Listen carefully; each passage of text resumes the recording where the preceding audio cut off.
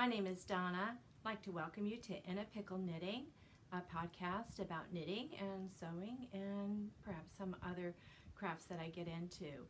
If you have come back for episode 2 and you saw episode 1, thank you so much for coming back. I really appreciate it. And if you are new, welcome as well. I hope you find something that you enjoy today. So to start off, I want to first tell you that we have a Ravelry group. It's called In a Pickle Knitting, and if you search the group tabs for that name or just pickle, I noticed that it comes up with just a single word. So I'd love to have you join. We do have a few people who joined after the last podcast. Thank you so much. It was a pleasure to see people out there. I did start 3 knit-alongs last time, and so far no one's joined, but I hope that will change and we'll get more people to join the knit-alongs. And I actually have another one that I'm going to add today, as well as a giveaway. We will have a chance to look at some finished objects, some works in progress, and a little information and some projects with the new knit-along that I'm adding, or I don't know what to call it, a craft-along or a make-along, because it doesn't have to be knitting, definitely crocheting, weaving, spinning, sewing, anything that you think adds and fits the criteria. And believe me, I'm going to be very open about anything that you can sell. If you can sell it that it meets the criteria, I'm probably going to buy it that it meets the criteria. I want to thank people who left some growth producing feedback last time. I welcome that, and again, welcome it. Anything that is helpful to make this podcast better. I'm definitely a newbie, and this is a big learning curve. There were comments about the sound, and I had noticed myself, although I could hear it on my computer fine, I had to have the volume up very high, and I had not used any microphone. So I investigated ways to use microphones, and I am filming on my iPad. And I actually filmed this podcast on Monday. Sorry, today is Wednesday. Don't have my date. Today is Wednesday, August 16th. Sorry. I'm retired. I don't usually know the date. I do know it's Wednesday, though. So today is Wednesday, August 16th, and I actually filmed an entire podcast on Monday with the microphones. But I found when I was editing that the sync was entirely off. So I'm going to have to work again on how I can film and get the sync. I watch some podcasts where that's off and it doesn't usually bother me, but this seemed to get off more and more and more. So what I'm doing to compensate today is I'm speaking louder, and I hope that that will be enough to compensate for that low volume last time. Again, it's a learning process. So we'll start right off with some finished objects. So I have 2 finished objects today, and the first is a shawl that I showed last time. It's a mystery knit-along, and I only had 1 more clue to go. This was an 8-clue mystery knit-along. So the final clue was just a few rows of knitting to finish out the pattern that had been established in the lace, and then the bind off. I had really wanted to use all of my yarn on this because it was a gradient that started with one color, proceeded through other colors, and then went back, and so it was a backwards repeat, and I thought it'd be so nice to use all of the blue yarn, but I wasn't able. I had about 4.5 grams left, and there really wasn't a good way to add anything, and of course then be sure I had enough for the bind off. So I was left with this little ball of yarn. Going the wrong way, sorry. Okay, just that little bit was left, and that again was in Wandering Wool. It is her North Country sock yarn, which is a 75/25 merino nylon. There were 463 yards, and the color is Great Barrier Reef, and it was a gradient, so is a gradient. Make sure we should put that on the right side. So this is the final project. Excuse me there. It's a crescent-shaped shawl, but it's different than some crescents because it has this longer straight edge instead of coming to that point that usually curls around, and I do like this shape. The crescent was established with some short rows up in that dark blue section. Get up here if you can See some of the lace? This is by Susanna IC, and it was called Summer is Coming Mystery Knit Along. And right now the project, she asked that you don't put pictures of your shawl on your first project page picture, that you just have her banner about the Mystery Knit Along until, I guess until she concludes the Mystery Knit Along. But all clues are out, and there are quite a few gorgeous finished objects in the finished object thread. Susanna IC is where you can find that. This is the medium shawl. She offered the pattern in small, medium, and large, and with a variety of different beading options. And while I usually do bead, I enjoy beading, I just thought this time I had just done some beading, and I knew I had two shawls at the same time, so I decided not to bead. And I do think this has a casual feel to it, the colorway. So I think it's okay without beads. Some at the bottom on the bind off sometimes would be nice just to give a little weight to the bottom, but I'm very happy with it as it is. So all of my projects are on my Ravelry page, and on Ravelry I'm CLAUSSDK, and I always leave detailed like my needle size, the yarn that I used, how much yarn I used, and if I did anything different, any modifications, I'll add that in there as well. I did not do any modifications to this. Sometimes I'll make a note. I don't always use the needle that is recommended in the pattern. This one I believe was a 7, and then she had you switch to a 9, and for the bind off I used a size 10 DPN in my right hand to do the bind off. I always find that easier anyway to use a DPN. So that's my first finished object, and the second finished object is my Shawl Society 2 shawl number 4, which is titled the Rune Shawl. And in the last podcast I had not yet started, it had not been released, but I knew it was a 2-color shawl, and I had decided I might use the two colors from my stash. And she usually gives you a hint of in advance before you actually see what the pattern looks like of what kind of yarn she's used, and so you can get an idea of the weight, yarn, and how much you're going to need if it's more than one color. Excuse that little shake there. And so I had decided I wanted to use 2 different yarns, and when I saw the pattern, when she releases the pattern, you see pictures of that finished pattern, and sometimes in more than one color. I decided I would go ahead and use those yarns that I had already thought I'd use. The first one is an Adelaide Cottage yarn. This is a Leicester sock yarn. The colorway is Reader, I Married Him, a little Bronte reference there.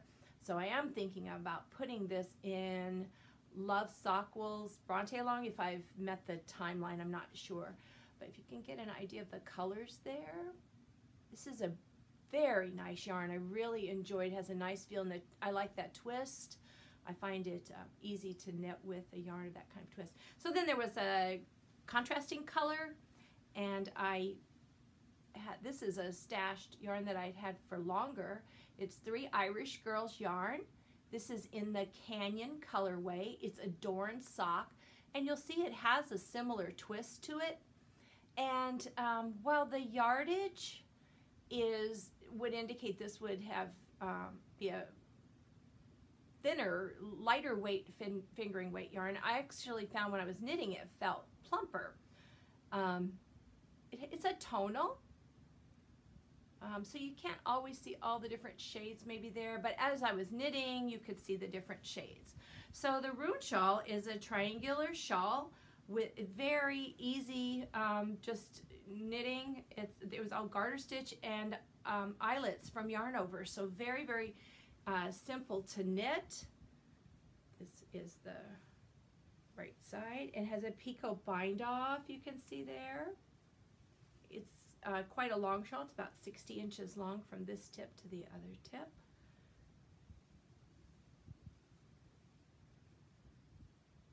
And the depth was, I didn't remeasure after I blocked, but about 25, 26 inches probably. There was detail here along the center spine, and I know it's a little bit hard to see. Maybe with the white background there you can see. It was this nice little design there. So that went down the center spine, which was the most difficult part, which was not difficult at all. unless you can't count. Well, I can count, but I don't know, those yarn overs sometimes get away from you, and a few times I had to rip back about 3 rows because I wouldn't know I did it on the row I was on, and then the next row you're just doing, there's no patterning to it, and unless you want to count all those stitches, you're not going to notice it. And I just didn't notice it twice. I had to rip back almost 3 rows and fix it, but that was okay. That's my fault.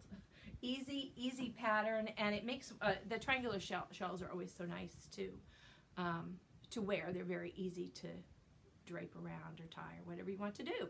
So I used the suggested needle size for that pattern, and that was a size 6.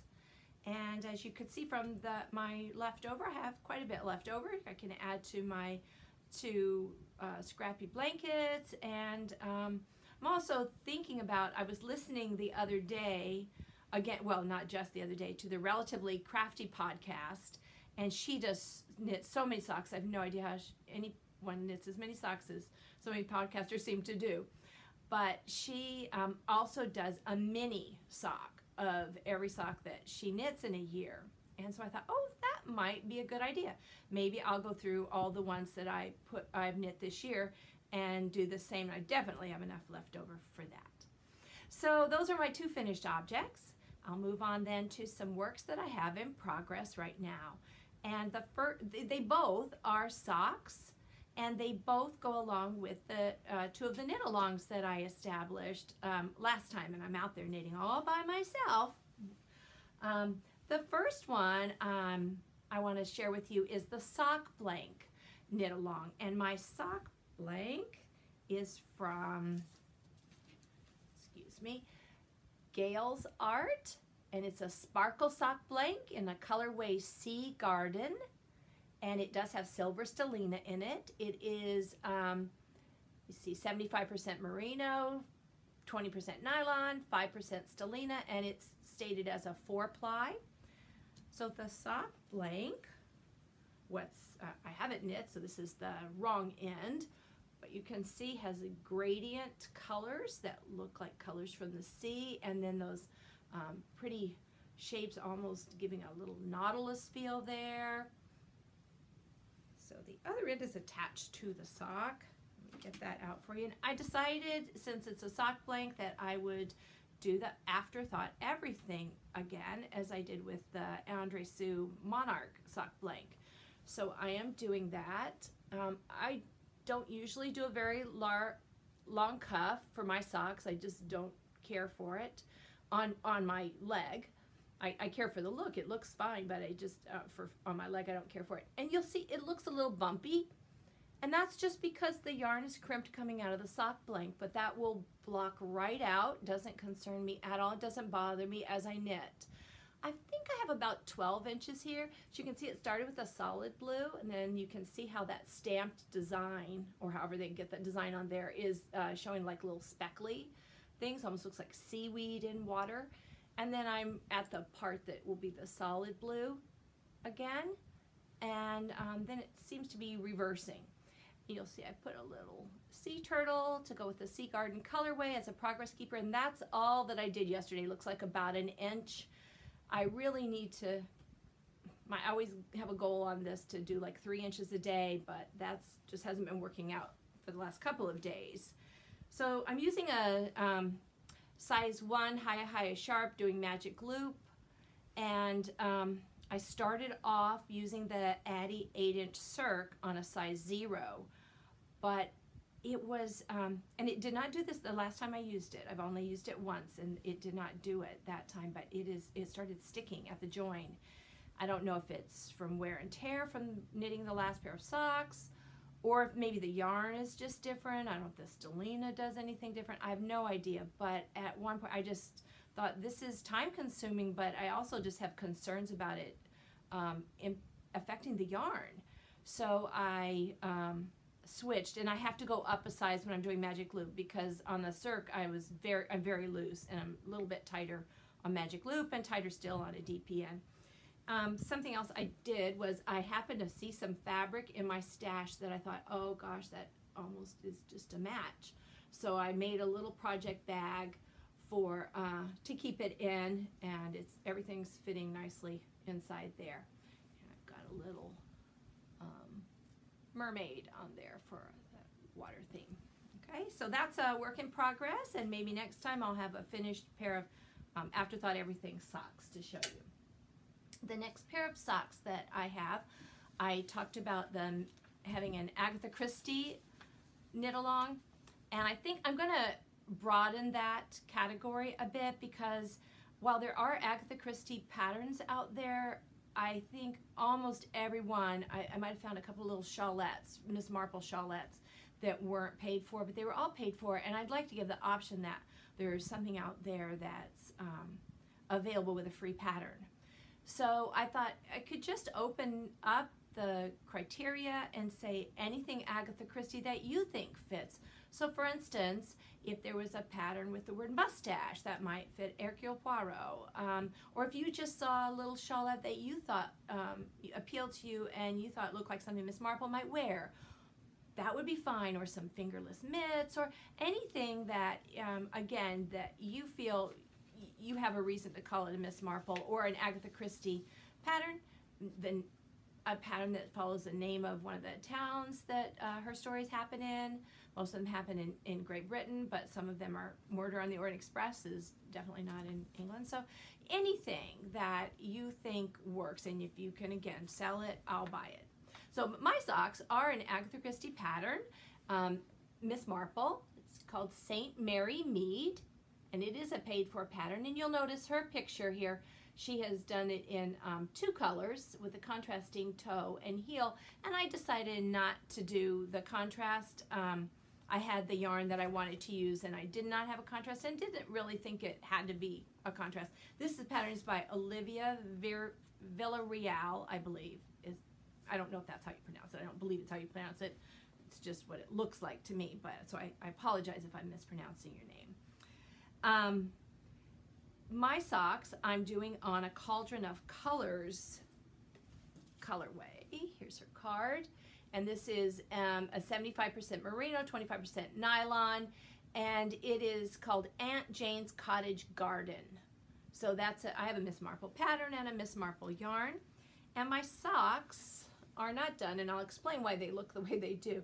I'm knitting 2 at a time, magic loop, on my Chai-Gu mini twists using a size 1, and I've just put in a German short row heel. Now in the pattern she has a short row heel.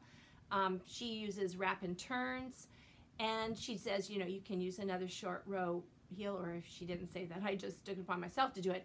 But I decided to do a German short row heel. I usually do a Afterthought Everything heel, but thought, oh, let's do something different. That's one of my goals this year on socks, is to do different things, try new things. So this is a German short row heel. I always, if I'm doing any kind of a heel other than an Afterthought Everything, which I'm doing after the fact, I separate. When I'm doing 2 at a time magic loop, I take one sock off and do the heel, and then put the other, take that sock off and put the other sock on and do the heel, or use 2 sets of needles and do the heels at the same time. So this sock is on this black piece because I thought maybe you could see the lace pattern a little better with something black behind it. So you might say, huh, doing toe up, and I am, which I said last time is not my preferred method. I'd like to do cuff down, 2 at a time magic loop. But, and the reason that I said that is because I don't care for the way my increases look. They look nice when other people do them. I've seen them on socks, and I've done it, and they've been fine. But for some reason, as I'm doing them, I just don't like the way it looks right then. So I just will do a cuff down, because then I don't mind the way my decreases look, and I can just Kitchener to the toe, which I don't mind that either. But this one, I looked at her pattern, which was toe up, and I saw he was using a different increase than I had done before, and I thought, well, maybe that will work better. So I did her increase, and I think it looks okay. I've got something, a needle sticking through there, sorry about that. Okay. I think they look okay. Yeah, there's that little tiny hole there, but it's not really any bigger than some little holes just in the knitting itself. The only thing I thought was, as I kept knitting, and once I've done that cast on and those increases, I'm not changing it unless it was something drastic. It seems kind of pointy. This is fewer stitches. I think it was 8, and I normally end a heel with 12. So I think I might do it slightly differently if I was to do it again. But interestingly, when I put it on my foot, it looks fine. So I really don't have to change it. It looks fine on my foot. I've got my little Knitting by Nature progress keeper there. That's actually not where my progress was. I moved it when I was doing the heel yesterday. And that is all I did yesterday, was both heels. So I'll move it back up here when I get started knitting on this today. So this is my for the Agatha Christie knit along sock, and I had this in this cute little sock bag that has sheep on it. I've seen that print quite a bit. What I like about this bag is on the inside she sews in a divider that has a zipper on it, so it's a little notions pouch that divides the two sections, and also has these snap thread yarn guides to help keep your yarn from being all tangled up inside the bag. And then there's still plenty of room for your socks to go in and your needles, and it's a drawstring. And this was made by an Etsy company. I ordered it from Etsy. It's called My Needle Crafts on Etsy, and I do make show notes, and I put them on the In a Pickle Ravelry group and label them by the episode. So I will put show notes with any links to any of the things that I mentioned today. And if I should forget something, or there's something that I don't mention that you do want to know, the Ravelry group has an Ask Anything thread, so please ask any questions at all. I'm happy to answer anything from there, and I'll answer it either on the podcast or in the thread along with the posed question. I'll probably put it with a question as well, because it might be looked at another time. So those are my two main works in progress. I also started a stuffy along, and I said that I was going to be making Roxy the Hippo, and I did cast it on and make the first piece, but I haven't made progress since then, so I'm not going to show you because it's just a teeny tiny thing to show. But next time I hope to get some more done on that. So the next thing I did want to talk about would be our literature segment. So last time we talked about that I am a retired school library media specialist, and in that capacity I did use children's literature, and I like to integrate the children's literature with the curriculum, and then also when I can with something that I enjoy a lot, because it makes it more enjoyable for me, but I also have things that go along with it, some realia that can help make the book more interesting. So this week's book is not about knitting, it is about weaving, and it's called The Goat in the Rug, and it's playfully says by Geraldine. Now Geraldine is the goat in the story, so of course she didn't really write the story, but then you'll see it says as told to Charles L. Blood and Martin Link. So they wrote this story as if Geraldine is telling the story. And this is Glen May, and Glen May is the weaver in this story. And Glen May lives on a Navajo reservation in Window Rock, Arizona, I believe. And they tell you at the very end that this is a true story. And so they did base this on a rug that was made. So it takes you through that whole process of Geraldine being clipped, and her yarn, her mohair being carded, and they talk about dyeing it with natural dyes. She goes out and collects some dyes, but unfortunately Geraldine, not knowing what the dyes were for, they were just plants and looked yummy to her, she eats them. So at that point, Glen May has to go off and purchase store-bought dyes, but she dyes the yarn, and it goes through the entire process of them sitting at the loom and watching the rug grow. And you see that also that Geraldine's mohair grows more, so she can be made into another rug. And I used this book, I like it just as a story, and I like the little message too that they're trying to tell about something that's not as common as it once was, and that is the Navajo art of weaving rugs by hand on that large loom.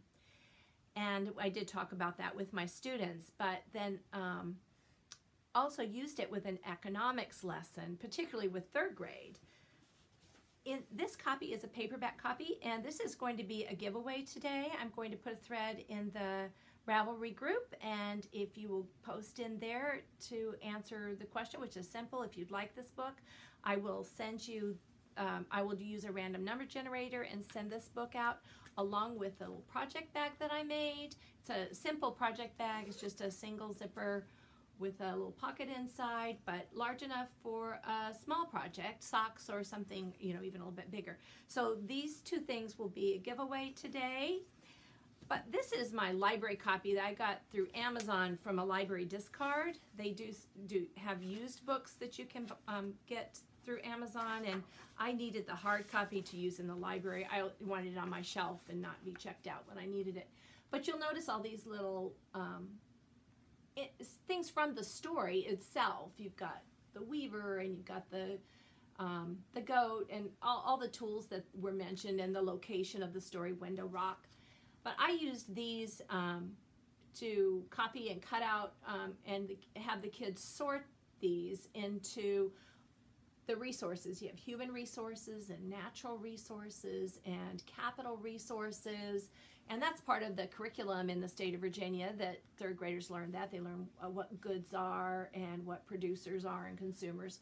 So we would sort these, and that would be part of a little economics lesson to go along with the story, and also tie into the curriculum, now 3rd grade curriculum, but previously 2nd grade curriculum with Native Americans. And the Desert Southwest, where this story takes place, is one of the Native American groups that live in that area. So that's how I used it. And then I also would show the kids some mohair that I purchased. So hopefully it really is mohair. I purchased it as mohair. And bring in my mini little carding combs. Now, I am no way even a passable user of this equipment, but that didn't really matter to the kids. So if you did this with some children, and you could have some better carding combs probably, but let them do that. They love to do it. So we would have a couple stations where the kids could go around and do that. And then I would also bring in my small loom, which granted is not for a rug, but we'd stand it up like this and let the kids, you know, try and pass the shuttle back and forth. And so this would not be how I would have it set up for that activity, but it is set up already for another story that I'm going to share with you probably next time. So that's some things that you could do with it, and if you have other ideas, ways you'd like to use it, or just like the story to share with someone, go to that thread in the Ravelry group, join the group, and you might win it.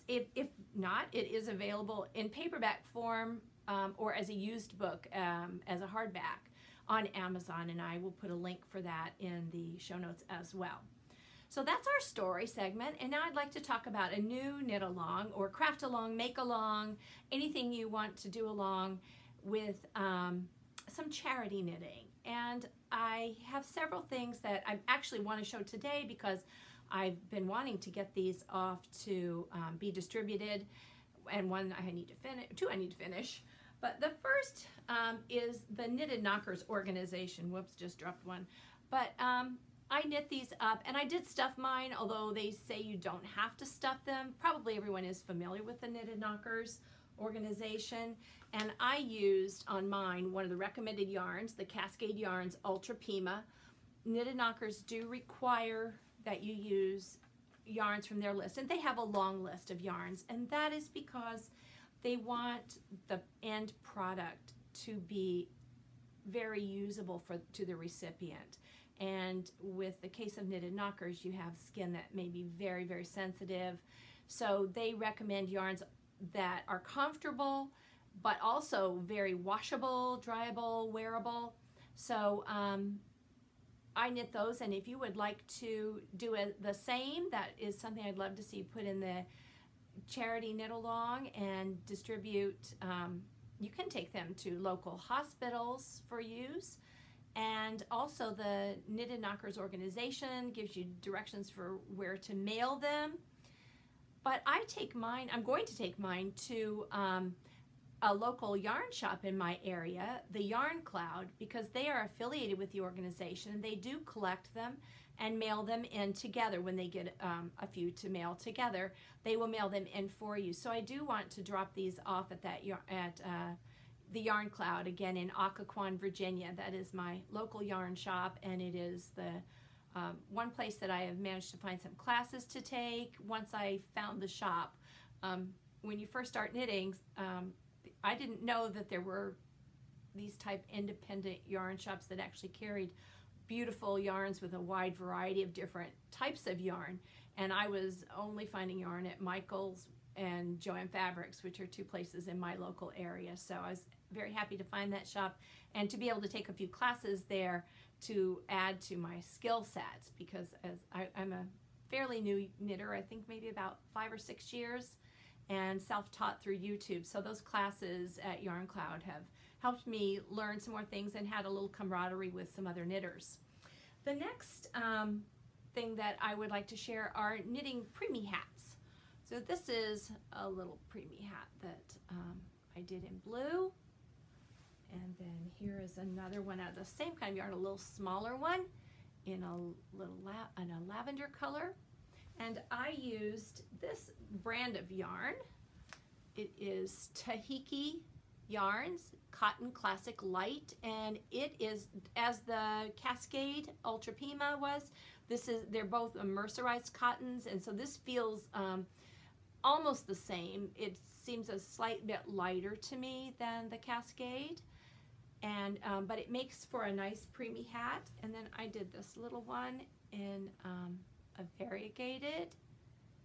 This is Patton's Grace, and I did get this at I think Joann Fabric or Michael's, one or the other. So this is the same. It's a mercerized cotton. Not sure if this was a Pima. No, this is just a cotton, but in this variegated pattern. So I make my hats all with the same pattern, but some I do more stitches or fewer stitches because I want a variety of sizes. And I do like the rolled cuff because it can then accommodate different size heads. And also sometimes with preemies, they're going to have nasal CPAPs and they need to be velcroed into something so to keep it on their head. So this surface right here gives something for it to be velcroed onto. And I am going to deliver these to Fairfax Hospital, and my daughter spent her first 92 days of life in the NICU there, the neonatal intensive care unit, about 32 years ago. And she wore little hats there, and she needed very tiny ones. So sometimes you'll see preemie hats are even way too big for the preemies that are in the hospital. This one actually is probably a little bit big for what her first hats were. So the other thing is, I know that the hospitals are going to wash this in hot water before they, and rinse and rinse and rinse and rinse, because they don't want any soap left in it and they want to know that it's clean before they use it. And I don't use a wool or any other animal fiber due to allergies and the sensitivity of their skin. So I feel like the cotton is the best choice there for avoiding allergies. So if you'd like to knit some preemie hats and deliver them to your local area hospitals that have NICUs, or if you know of another way of distributing them, that's something else you could add to the knit along or craft along, make along here. The next thing that, again, my local yarn shop, the Yarn Cloud, collects every year. They collect hats for the homeless people. They take them directly to a shelter, I believe. But I thought, I started making this like 3 years ago. In my church, they have a tag tree that they collect hats and mittens and gloves and scarves and things on. And so I had thought, well, I will make a hat and mittens. So I've got the hat, and I've started some mittens with just a similar little design at the top. And I made this style, and I don't have the pattern. I don't know where I got the pattern except free online, not through Ravelry. I didn't know about Ravelry when I started this hat, so it's been quite a while that I haven't finished it to take to put with the tree. But I made it kind of long, but that scrunchiness, so it would fit different size heads, and it's pretty stretchy at the bottom. And the same with the mittens. And I'm using a size 5 bamboo DPNs for this mitten, and just kind of a standard knit mitten pattern. This is Vanna's Choice yarn. It is acrylic yarn. It is an acrylic and rayon. So 92% acrylic, 8% rayon.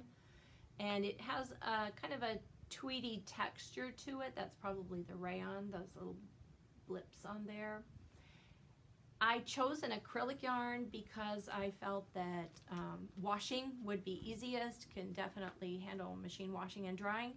And I chose this color because I thought this was one that, you know, wouldn't show dirt as well, just with the textured look to the fabric. I think it would kind of blend. So I will hopefully get these done and get them when that tag tree shows up. And if not, I will take them to the yarn cloud to be distributed elsewhere.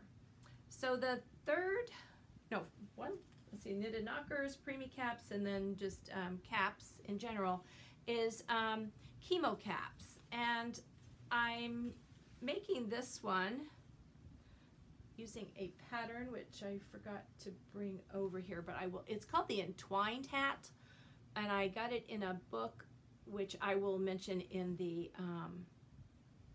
it's linked in my project page, but I'll put it in the show notes as well. It's in a book of 25 projects for caring or charity or something.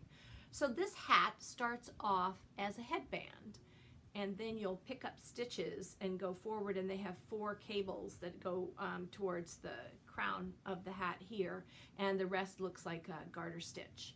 So it's a really, really simple cable pattern. You don't need to look at your pattern at all. That's why I don't have the pattern here. It's not in my bag at all. I did change one thing. They suggest making it and then seaming it, and I just thought I'd do a provisional cast on and then Kitchener the 2 ends when I get it the length that it should be. A real simple pattern I'm using. I think these are also 5 DPNs. You can check my project page. I always put that there.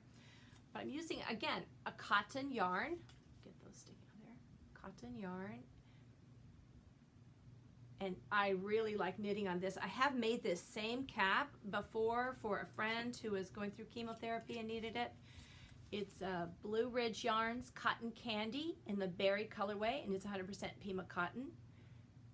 And I don't recall having very much left from that 200 yards when I finished the hat.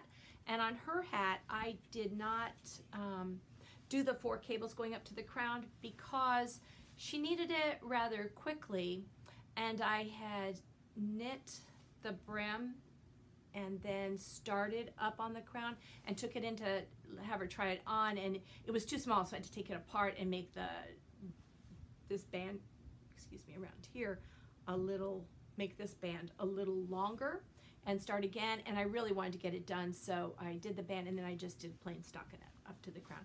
But she really liked it and said it was very comfortable. She might have just been being nice, but she did. I did see her wear it several times, and so I hope that it worked and felt comfortable to her. And I think that 100% Pima cotton probably does feels really nice if you just rub your fingers against it. So those are some ideas for some charity knitting. If you have other ideas, you could put anything in that thread. And again, I'm not putting any kind of an ending date, and whips definitely allowed. This is something that you're doing for other people. So might even, if people participate in this every month or so, just just have one thread and just draw from that anything that you've posted in there that you finished or that you're in the progress on. I think that might be nice for if people are interested in charity knitting, to see what other people knit and get some ideas for that. So that with a knitted knockers pattern, I don't think I said that is a free pattern on their website or on the Ravelry. They have a Ravelry section, or I don't know, group. If you just go into patterns and put knitted knockers as a search, it comes up with patterns. So you can get your pattern there. if you're interested in doing those. And the little preemie hats, there's all kinds of tiny hats that you can do as well. This particular hat, I did not use a pattern, and I can certainly write down what I did because it's pretty nothing knitting to make those little hats. The only thing is knitting with cotton yarn, for me, I have to stop. I can't do it for a really long time because without that stretch to the fiber, it hurts my hands. So I take a little bit of time with those, just kind of working on them for 10-15 minutes, putting them down, and I keep them all in this little bag. This is a You Sew and Sew bag, I believe. Yes, You Sew and Sew bag.